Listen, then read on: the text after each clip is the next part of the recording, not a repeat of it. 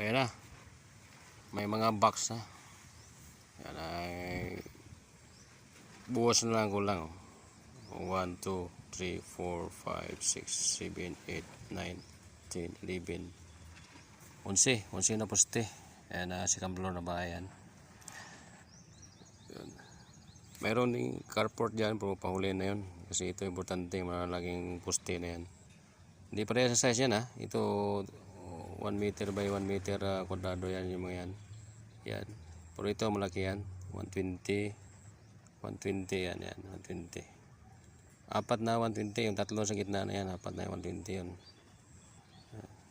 Puting. 40.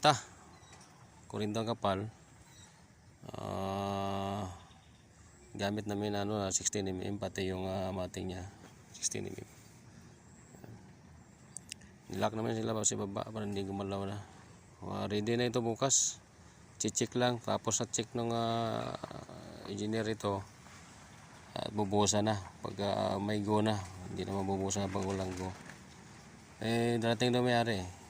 May lagyan na yata ng ang tawag dyan. Pabaon sa poste. Yung pamahiin. Okay. Yan, niyari ko ng 2 araw yan na pagpanday yung box na yan. 2 araw ko niyari ko hanggang ngayon, pati yung pag-lock, nalock ko na yan lahat. Pwede na buhusan niya, may lock na yan. Kaya gilid yun may lock na yan. Iba tie wire na yan lock ko 4 kasi yan ko. Hindi basta-basta yan, yabi yan. 40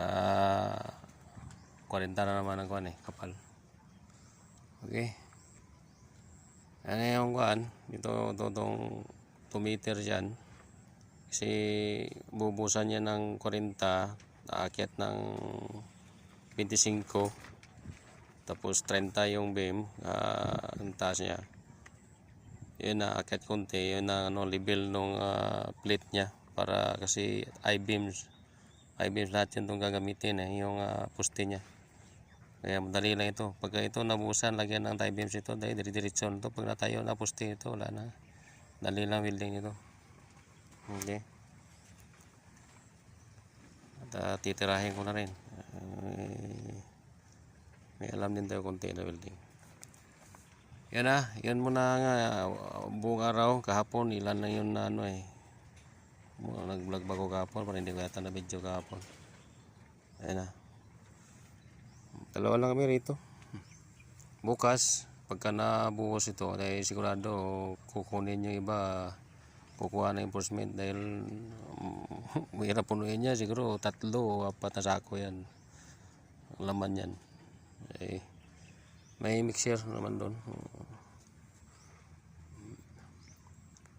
Pero mahirap din, mataas tsaka maputik Hindi basta-basta, sinubukan ko na yun magpaa, naglakad dyan.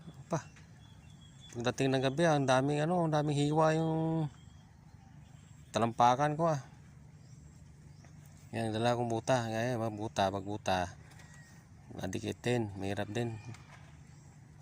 Kumakapit din siya sa lupa kasi yung putik makapit yung putik. Alright, yan muna, bukas ulit. Sana matuloy na bukas to para mawala na ito, tambakan na ito. Yan, pagkatapos na ito, tatambakan niya, magta-tie beam. Depende, muna bang tie beam, muna ang tambak.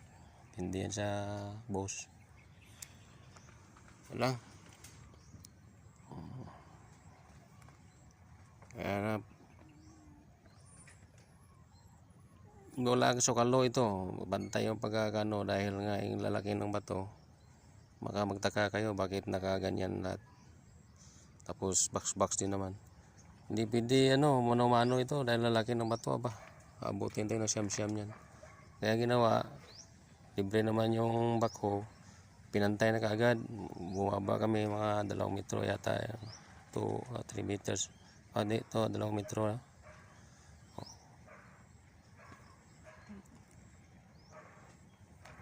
Pinantay, ayun na. Para pantay rin ng poste paglatag. Babalik din yan. Yan. Okay, basta may makinarya, dali lang. Available. O yan na. Alright, bukas ulit.